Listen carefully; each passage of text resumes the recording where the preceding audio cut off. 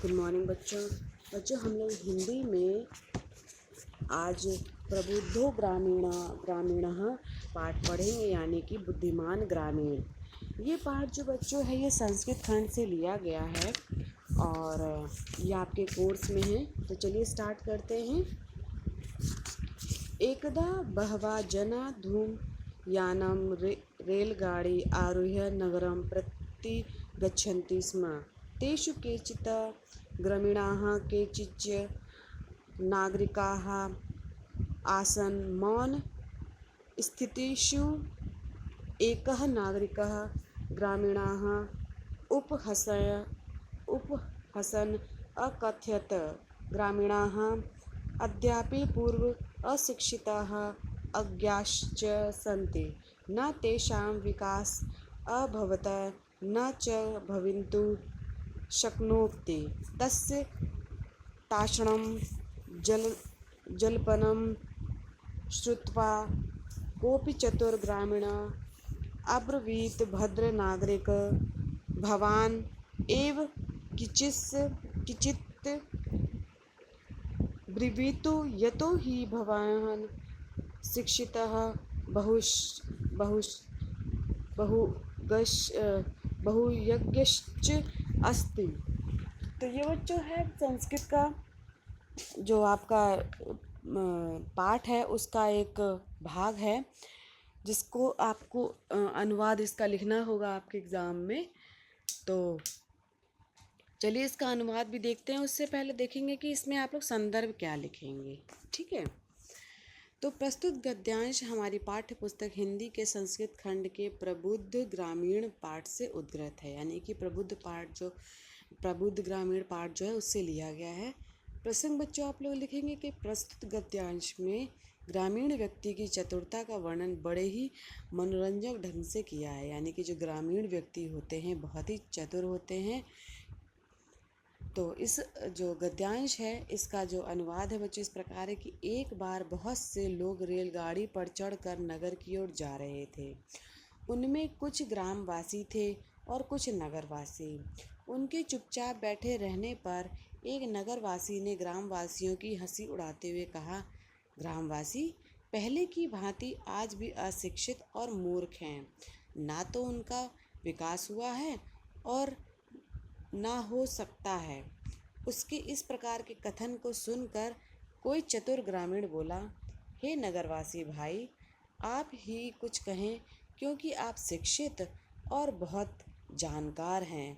यानी जो नगरवासी था उसने बहुत ही चतुराई के साथ आंसर दिया कि जो नगरवासी है वही बहुत चतुर है और वही जो उत्तर है वो दें।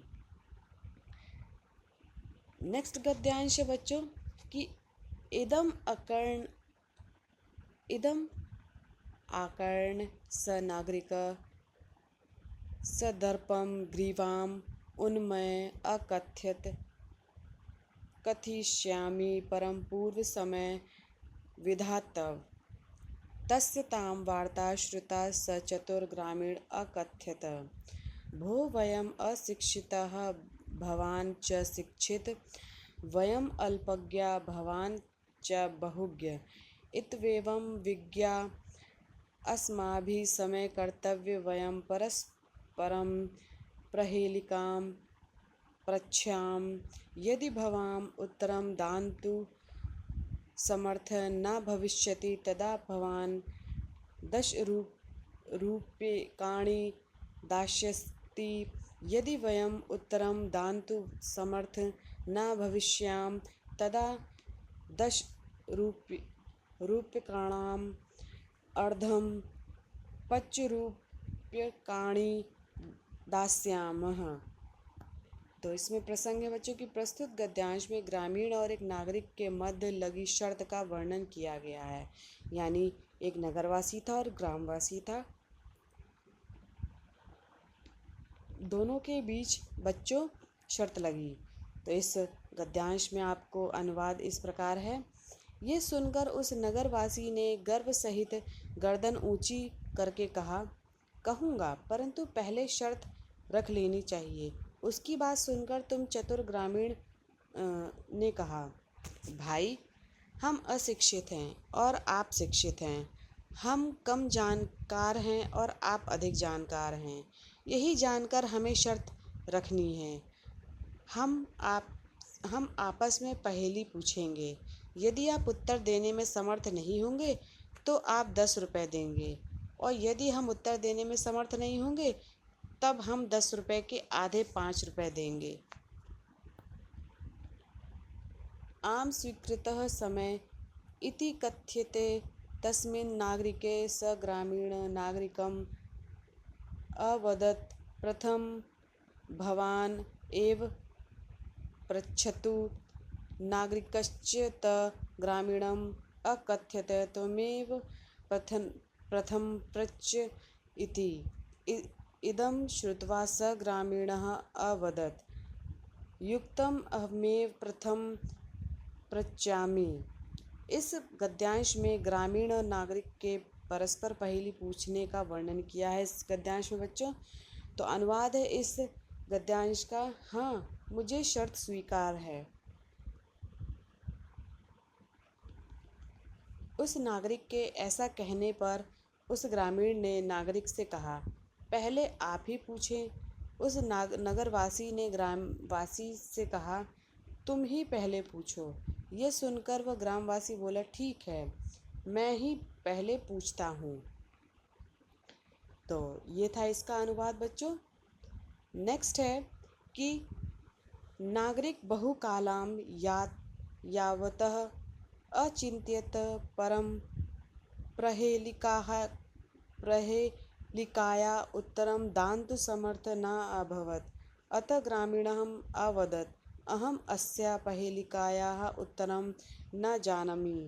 इदं श्रुत्वा ग्रामीणः अकथयत्, यदि भवान् उत्तरं न जानाति तर्हि ददातु 10 रूप्यकाणि। अतः म्लानमुखेन नागरिकेण समयानुसारं 10 रूप्यकाणि ददाति। इस कथन में नागरिक के पहेली का उत्तर न दे पाने का वर्णन किया है। नागरिक बहुत देर तक सोचता रहा परंतु पहेली का उत्तर देने में समर्थ न हो सका। अतः ग्रामवासी से बोला, मैं इस पहेली का उत्तर नहीं जानता हूँ। यह सुनकर ग्रामवासी ने कहा, यदि आप इसका उत्तर नहीं जानते हैं तो 10 रुपये दें। अतः मलिन मुख वाले नगरवासी के द्वारा शर्त के अनुसार 10 रुपये दे दिए गए। यानी कि जो नगरवासी था वो शर्त हार गया और उसे आखिर में 10 रुपये देने पड़े ग्रामवासी को। नेक्स्ट बच्चों हैं गद्यांश। पुनः ग्रामीणो ब्रवति, इदानीं भवान् पृच्छतु प्रहेलिकां। दण्डदानेन खिन्न नागरिकः बहुकालं विचार्य न काचित् प्रहेलिकाम् अस्मरत। अतः अधिकं लज्जमानः अब्रवीत्, स्वकीयाया प्रहेलिकाया त्वमेव उत्तरं ब्रूहि। तदा स ग्रामीण विहस्य स्वप्रहेलिकाया सम्यक् उत्तरम् अवदत् पत्रम् इति, यतो हि इदं पदेन विनापि दूरयाति अक्षरैः युक्तमपि न पंडितः भवति। एतस्मिन्नेव काले तस्य ग्रामीणस्य ग्रामः आगतः। स विहसन् रेलयानात्